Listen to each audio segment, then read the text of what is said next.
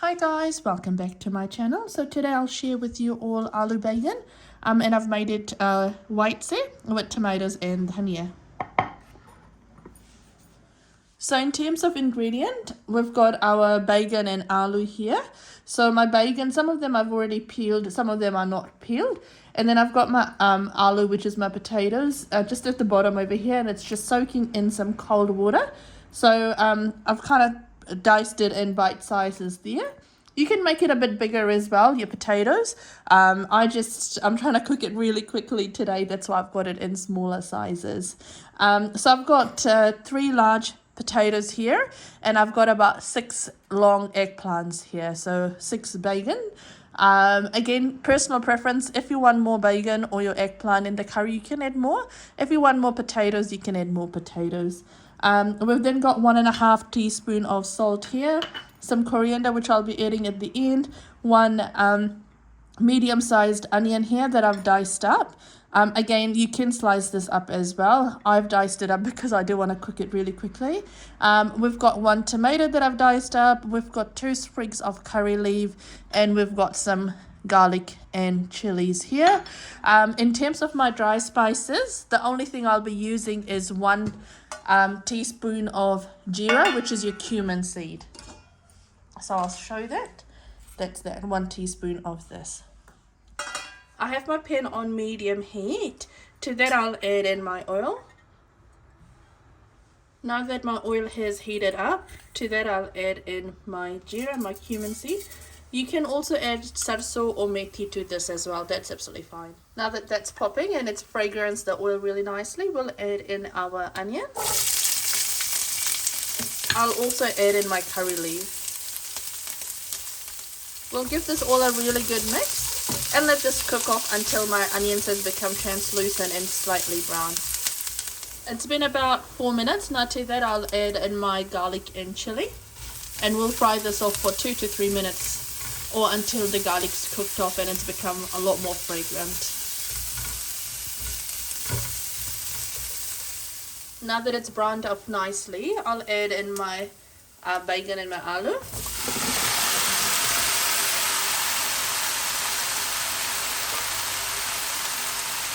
I'll also add in my salt now and give this all a really good mix. Once everything's mixed together nicely, what you want to do is you want to cover this up and just let this cook in medium heat now. Remember to keep coming and checking up on this.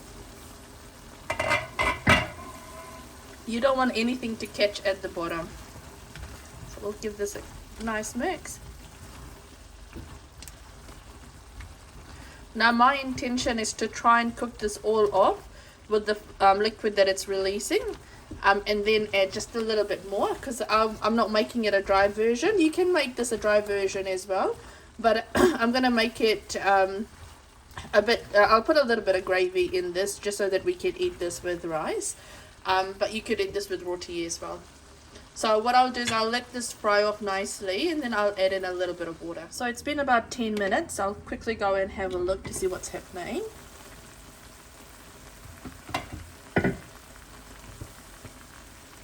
That's looking nice. It is starting to catch at the bottom. So we'll give this a good mix.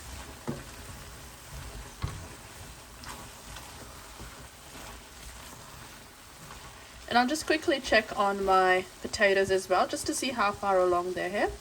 Oh, beautiful. That's almost cooked. So what I will do, because I'm halfway through cooking my curry now, I'll add in my tomatoes. Now the tomatoes will release moisture as well, so I won't add any water yet, because I do want everything to fry off nicely. So I won't add any water. I'll just wait for the moisture to be released from the tomatoes before I add in anything else. Now if your pan, if on your pan it does start catching at the bottom, then just do add a little bit of water to deglaze the bottom because you don't want it to start tasting burnt. I'm using fresh tomatoes here. You can use canned tomatoes here as well, so entirely up to you. It is summer here in Auckland, so we do have access to a lot of tomatoes. So we'll add fresh tomatoes. Now I'll cover this up and let this continue cooking. So altogether it has been 15 minutes. Now I know it's starting to catch at the bottom. So what I'll do is I'll just open this up. My curry is almost done anyway, but I want it to be a bit more mushy. Oh yeah, that's almost done. So what I'll do is I've got some hot water. So I had my jug boiling. I'll add probably half a cup of water only to this.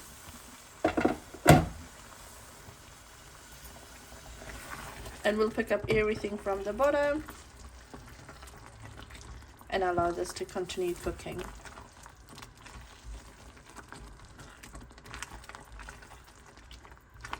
Again, it depends on your personal preference. We like it quite cooked or quite mushy, especially with the potatoes being really cooked, and it's for it to become soft as well. But I'll show you what it's starting to look like. You can turn your stove off at this stage as well if you want to, but I'll let this cook for another 5 minutes before I add in my coriander. We'll have a quick look to see how it's going. I feel like it's probably all cooked through. Yeah, beautiful. This is how we want it. Oh, nice. So I'll put in my coriander now and give this all a really nice mix. Here we go. So that's all done, and it's looking really good and it smells really good. So we've served this up with some rice, some chutney, and our new favorite in our house, which is pickled karela, pickled bitter gourd. So if you want the recipe of this, let me know. This is actually raw and we've just pickled it up. I'll give you a close up to this. Now, if you like my channel, if you like any of the recipes that I'm posting, and if you do try them, let me know how it turns out. And if you want me to post anything else, let me know. And feel free to like, share, and subscribe. And I'll see you later. Take care. Bye-bye.